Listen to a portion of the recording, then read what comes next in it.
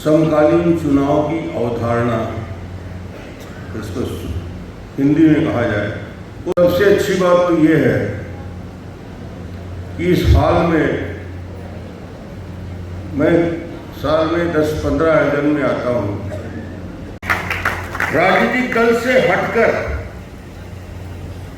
राजनांदगांव छत्तीसगढ़ का अपने आप में अनूठा शहर है, जहां के बारे में मैं हमेशा बाहर भी बोलता हूं कि ऐसी एकजुटता पूरे छत्तीसगढ़ हिंदुस्तान में हो जाए तो देश और बदल जाएगा। ये है राजनांदगांव, उसकी पहचान। आप सबका मैं स्वागत करता हूं कि आप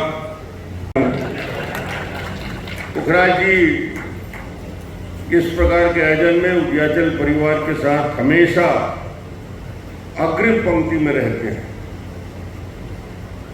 इस उम्र में ये जोश, इसका उत्साह जो डॉक्टर पुखराज वाफना में है, वो उनकी क्रियाशीलता की वजह से है। वो अपना उम्र नहीं बताते। कितना एज हो गया डॉक्टर? 79। सुन के परेशान हो जाओगे आप लोग। ये है पुखराज जी की पहचान, इनकी सक्रियता, इनकी सजगता, और ये देश के हित के लिए पद्मश्री मिला, अच्छे चिकित्सक हैं, अच्छे चिंतक हैं, विचारक हैं, समाज को सोचते हैं और राजनांदगांव को किस दिशा में ले जाए उसका विशिष्ट चिंतन है। तो निश्चित रूप से उनका मैं स्वागत करता हूँ। एक महत्वपूर्ण हस्ती हमारे बीच बैठी, वो फूलवासन सादगी के साथ पूरा जीवन खपाया है एक अर्थ के लिए, एक विषय के लिए। महिलाओं को संगठित करके जो अद्भुत काम कर रही है, निश्चित रूप से हमारे महापौर मधुसूदन जी एक कार्यक्रम में गए हैं। हमारे वरिष्ठ अधिवक्ता गाजी साहब ने बहुत तकनीकी बिंदुओं पर ध्यान आकर्षित किया। राजेंद्र वाफना जी, श्रीमती भारती वाफना जी, प्रतीक चोपड़ा जी और सभी यहाँ आए हुए। समकालीन चुनाव की अवधारणा क्यों बनी? देश में ये चिंतन लंबे समय से पहले चुनाव से क्यों चल रहा है और लगातार चुनाव में वन नेशन वन इलेक्शन होता रहा। कुछ परिस्थितियां बदली। शिवरतन जी ने बताया कि 7 राज्यों में सरकार को भंग कर देने की वजह से उपचुनाव हुए और उस उपचुनाव की वजह से क्रम टूट गया। इस मुद्दे को लेकर माननीय प्रधानमंत्री जी की चिंतन, जो आपकी चिंता है वो प्रधानमंत्री जी की चिंता है। जो आप सोच रहे हैं वो माननीय नरेंद्र मोदी जी सोचते हैं। और ये चिंता की वजह से 2 सितंबर 2023 को रामनाथ कोविंद जी, भारत के पूर्व राष्ट्रपति जी की अध्यक्षता में एक 10 सदस्यीय समिति का गठन हुआ। उस समिति में हिंदुस्तान के बड़े चिंतक, राजनेता, अधिवक्ता, विचारक, जैसे उसमें अमित शाह जी, उसमें अध्यक्षता रामनाथ कोविंद जी कर रहे हैं, गुलाम नबी आजाद साहब, NK सिंह, सुभाष भी कश्यप, हिंदुस्तान के सबसे बड़े अधिवक्ता हरीश साल्वे जी, संजय कोठार जी, अरुण मेघवाल जी, नितिन चंद्र जी, ऐसे सदस्यों को कानूनविद और प्रशासन और वित्त के विशेषज्ञ लोगों को उसमें रखा गया। और उनके सामने ये चुनौती थी कि हम कैसे लोकसभा, विधानसभा, पंचायत और नगरीय निकाय के चुनाव एक साथ कर सकते हैं। उसमें तत्कालिक कोई दिक्कत आएगी या उस चुनाव में जिस बारे में संतोष जी ने ध्यान आकर्षित कराया वो बहुत बारीक पॉइंट है कि क्या चुनाव की प्रक्रिया वन नेशन वन इलेक्शन में जाने के बाद यदि सरकार गिर जाती है छत्तीसगढ़ की या बिहार की या गुजरात की, मगर आपने वादा किया है 5 साल के चुनाव का, तो 2.5 साल 3 साल में यदि सरकार भंग हो गई तो फिर ये वन नेशन वन इलेक्शन कहाँ रहा? फिर चुनाव की प्रक्रिया क्या होगी? उसमें स्पष्ट प्रावधान है कि 3 साल बाद यदि सरकार दल बदल की वजह से टूट जाती है या अन्य कारणों से राजनीतिक दल की अस्थिरता की वजह से टूट जाती है, तो यदि शेष अवधि जो बाकी होगा उसके लिए ही विधानसभा चुनाव होगा और लोकसभा के साथ सारे विधानसभा एक साथ क्रमबद्ध हो जाएंगे। ये निश्चित प्रावधान है। ये एक महत्वपूर्ण पहलू है इस विषय का। देश के लोगों ने क्या समर्थन किया, किस प्रकार राजनीतिक दलों ने इसकी भूमिका बनी। 2019 में दिल्ली में सर्वदलीय बैठक में 19 राजनीतिक दलों ने भाग लिया।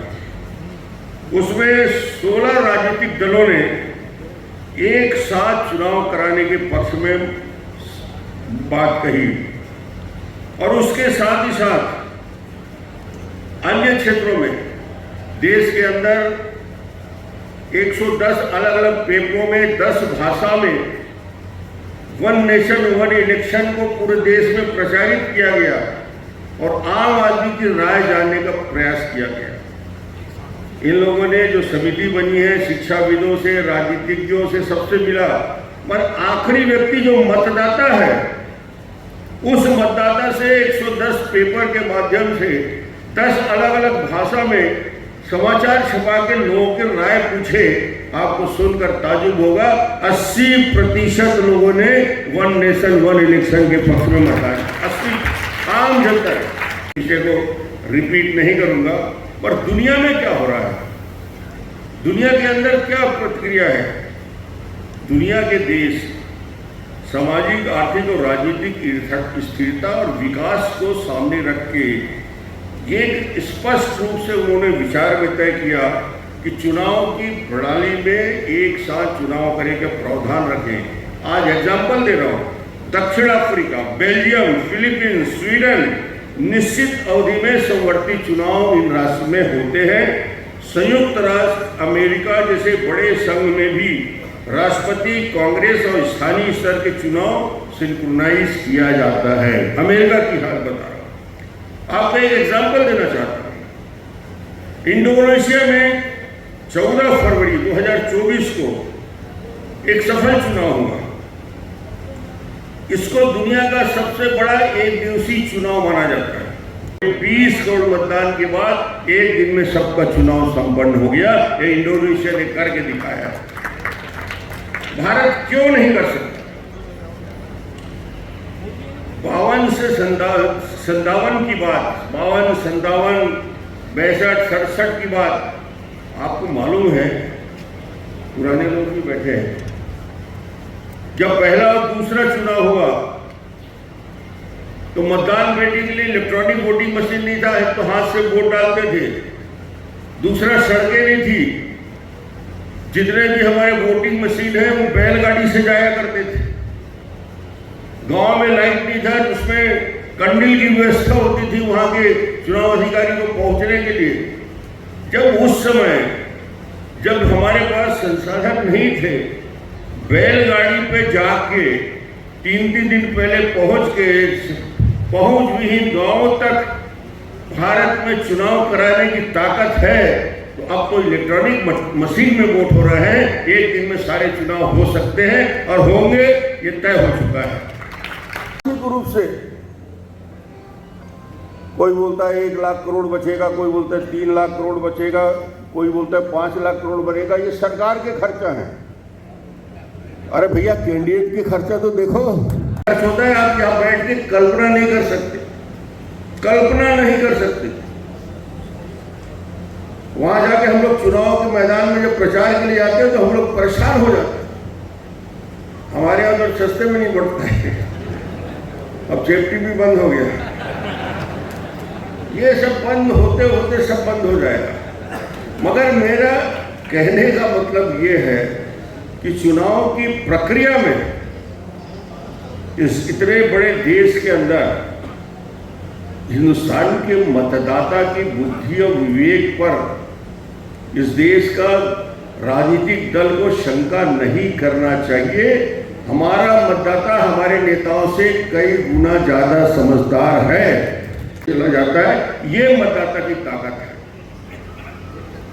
आपातकाल में रातों रात परिवर्तन हो गया। कोई नहीं गया प्रचार में, किसी ने नहीं किया, जेल के अंदर रह के चुनाव जीत गए। ये है मतदाता की ताकत। तो उस मतदाता की ताकत पे भरोसा करनी चाहिए जिसने हम जैसे लोगों को और इस हिंदुस्तान के पार्लियामेंट को और विधानसभा को बनाया है। और इसलिए आज ज़्यादा ना बोलते हुए मैं तो बीच बीच में आता रहता हूँ, मैं फिर आके बोलूँगा। मैं आप सबको यही कहूँगा कि जब सहमत सब हैं तो हम यहाँ से संदेश दिल्ली को भेजना चाहेंगे मोदी जी को कि राजनांदगांव में सर्वसम्मति से सर्वदलीय बैठक में वन नेशन वन इलेक्शन को स्वीकृति, ताली मिला के एक बार सहमति दे दे। माता की